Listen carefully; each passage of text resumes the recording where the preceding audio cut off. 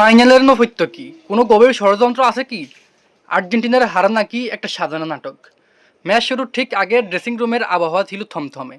Lionel মেসিকে বলতে শোনা যায়, আমরা শান্ত থাকবো, বাইরে কি হচ্ছে সব ভুলে যাই, শুধু মাঠে মনোযোগ দেওয়ার চেষ্টা করি। ঠিক সে মুহূর্তে ড্রেসিং রুমে কোনায় দাঁড়িয়ে চোখ মুছছিলেন লিসান্দ্রো মার্তিনেজ ও এনজো ফার্নান্দেজ। যে আর্জেন্টিনার পুরো টুর্নামেন্ট জুড়ে প্রতিপক্ষকে চূন্য বিচ্ছিন্ন করে ফাইনালে আসলো, সে দলটাই ফাইনালে একটিও অন টার্গেট শট নিতে পারলো না। বাস থেকে নামার সময় যে খেলোয়াড়দের মুখে হাসি ছিল, ড্রেসিং রুমে ঢোকার পরেই হঠাৎ কি এমন ঘটলো যে পুরো দলটাই এক লোমা ভেঙে পড়লেন। ফাইনাল গিরে জন্ম নেওয়া 21টি গুরুতর প্রশ্ন ও সঙ্গীত, যা যে কোনো ফুটবল প্রেমীদের নজর এড়ানোর কোনো কথাই নেই। সর্বপ্রথম হলো প্রেসিডেন্ট ও পরিবারের অদ্ভুত অনুপস্থিতিতে অদৃশ্য প্রেসিডেন্ট বয়। টুর্নামেন্টের আগের প্রতিটি ম্যাচ আর্জেন্টিনার football association president Claudio Tapia and CONMEBOL president Alejandro ডোমিঙ্গোকে দেখা গেলেও ফাইনালের গ্যালারিতে তাদের কাউকে দেখা যায়নি।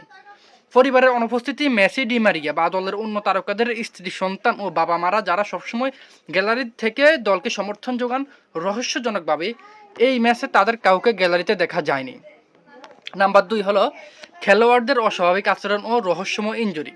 লিসান্দ্রো ও রোমেরোর তুলে নেওয়া ক্রিস্টিয়ানো রোমেরো ও লিসান্দ্রো মার্টিনেজের মতো যোদ্ধা, যারা পায়ে রক্ত জ্বললেও দেশের জন্য মাঠে থেকে তারা নাকি নিজেরাই নিজেদের সাবস্টিটিউট করার অনুরোধ জানান। লাউতারো মার্টিনেজের গায়েব হওয়া দলের অন্যতম প্রধান স্ট্রাইক লাউতারো মার্টিনেজকে ডাগআউটে বা বেঞ্চে দেখা যায়নি। মেসির একবারে শেষ মুহূর্তে তাকে সামান্য সময়ের জন্য ক্যামেরায় ধরা যায়। লাউতারো ও পারেদেসের ক্ষোভ, মাঠে পারেদেসের মারামারি আর রদ্রির উপর অটোমেটিক অস্বাভাবিক খেপে যাওয়া স্পষ্ট ইঙ্গিত দেয় যে খেলোয়াড়রা প্রচণ্ড মানসিক চাপে দিলেন, তারা অনেক মানসিক চাপে ছিলেন। নাম্বার 3 হলো রেফারিং ও কার্ডের পক্ষপাতিত্ব, কার্ডের বৈষম্য। আর্জেন্টিনার 25টি পাউল করে 6টি হলুদ কার্ড এবং একটি লাল কার্ড পেল।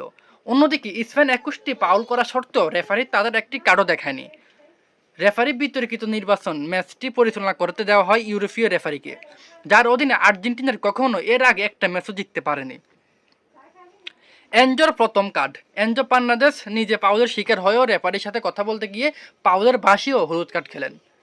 ফকল্যান্ড দ্বীপ, নাম্বার 4 হলো আপনার ফকল্যান্ড দ্বীপ বিতর্ক ও রাজনৈতিক চাপ।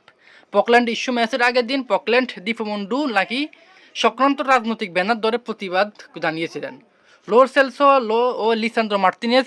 এর পরেই কি কোনো অদৃশ্য আন্তর্জাতিক বা রাজনৈতিক মহল থেকে তাদের উপর চাপ সৃষ্টি হয়?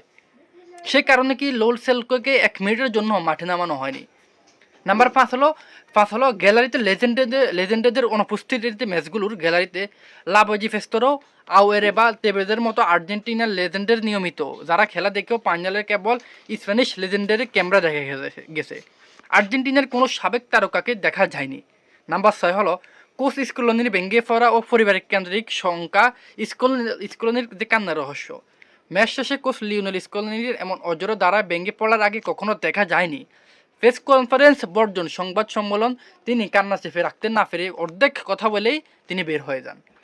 তিনি শুধু এটুকুই বললেন যে ফাইনালের আগে যে বিষয়গুলো মুখোমুখি আমাদের হতে হয়েছে তা আমি গভীরভাবে হতাশ। পরিবারের নিরাপত্তা, স্কলোনির বাসস্থান কিন্তু স্পেনে, সেখানে অবস্থানরত তার স্ত্রী ও সন্তানের নিরাপত্তা নিয়ে কি কোনো ব্ল্যাকমেল বা হুমকি দেওয়া হয়েছিল তাকে? নাম্বার 7, বাজার ও ফিফার রহস্যময় মামলা।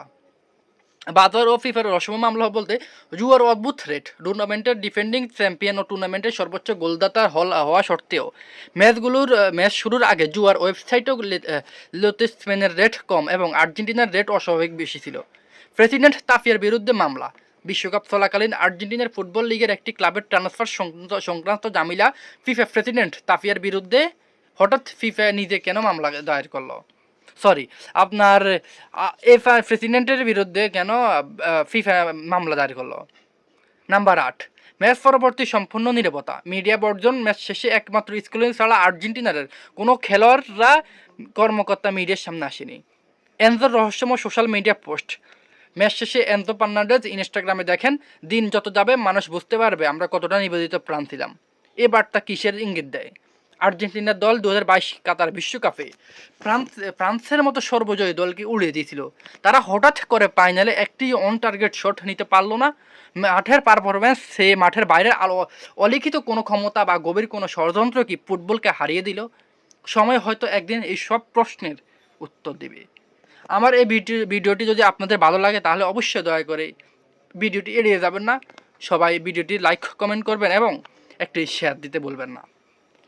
আমি যে আপনাদেরকে যে পুরো একবারে ঘটনাগুলো বলেছি, আমি এখানে আপনাদেরকে মোট 6 থেকে 7টা জিনিস বুঝতে চেয়েছি। 7টা টপিকটা আপনারা যদি একটু বুঝতে পারেন তাহলে বুঝতে পারবেন আর্জেন্টিনার ইচ্ছাকৃতভাবে ম্যাচটি হেরেছে। তারা মাঠের ভিতরে থেকে মাঠের বাইরের চিন্তা ভাবনাগুলো তাদের মাথায় বেশি ছিল, এই কারণে ফাইনালে আর্জেন্টিনার পরিস্থিতি এমন এক পর্যায়ে চলে গেছে।